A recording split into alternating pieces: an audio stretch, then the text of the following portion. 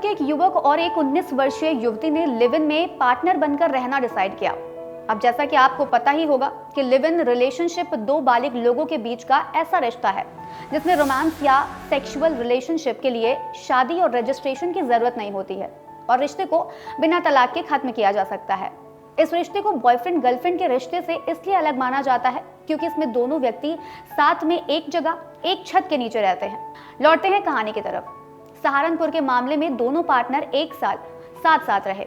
इसके बाद जब महिला पार्टनर प्रेग्नेंट हो गई तब मेल पार्टनर ने शादी करने से इनकार कर दिया।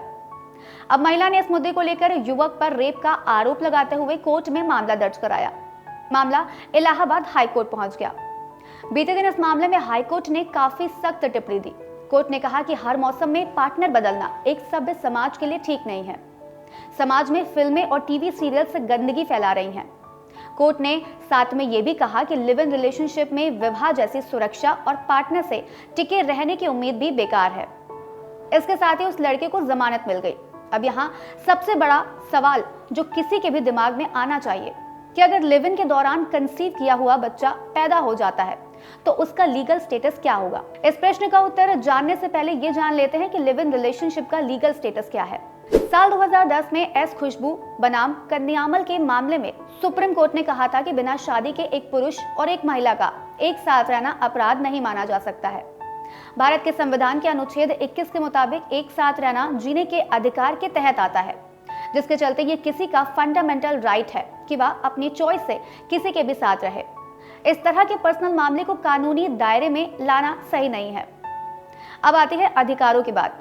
इस रिश्ते में रहने वाली महिला लिव इन पार्टनर्स को protection of women and domestic violence act 2005 के तहत मुआवजे का अधिकार है।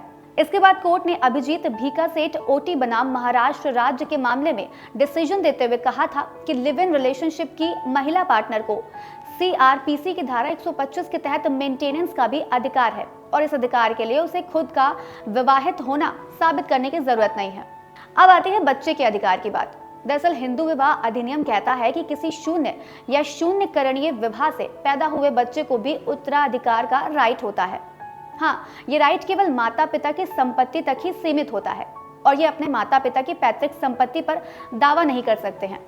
ठीक इसी तरह का निर्णय सुप्रीम कोर्ट ने SPS बालासुब्रमण्यम बनाम सुरुत्तायन और भरतमठ बनाम विजया रेंगनाथन मामले में दिया था, जिसमें कहा गया था कि कोई पुरुष और महिला एक ही घर में काफी समय तक साथ रहते हैं तो इससे जुड़े मामले में इंडियन एविडेंस एक्ट की धारा 114 के तहत विवाह का प्रिजम्पशन किया जाएगा। इसलिए इस दौरान जन्मे बच्चे को लीगल चाइल्ड माना जाएगा और ये बच्चे पारिवारिक संपत्ति में हिस्सा ले सकेंगे। हालांकि संपत्ति का ये हिस्सा केवल माता पिता की कमाई प्रॉपर्टी तक ही सीमित होगा और इन बच्चों को पैतृक संपत्ति में विरासत का अधिकार नहीं होगा।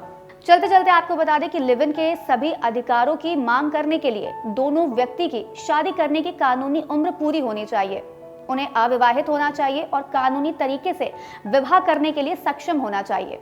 इसके अलावा कुछ अवधि के लिए साथ रहना चाहिए और खुद को दुनिया के सामने जीवन साथी की तरह प्रेजेंट करना चाहिए। खैर, आपकी लिव इन रिलेशनशिप के बारे में क्या राय है, हमें कमेंट बॉक्स में जरूर बताइएगा। तब तक के लिए देखते रहें और करते रहें बातें यूपी की।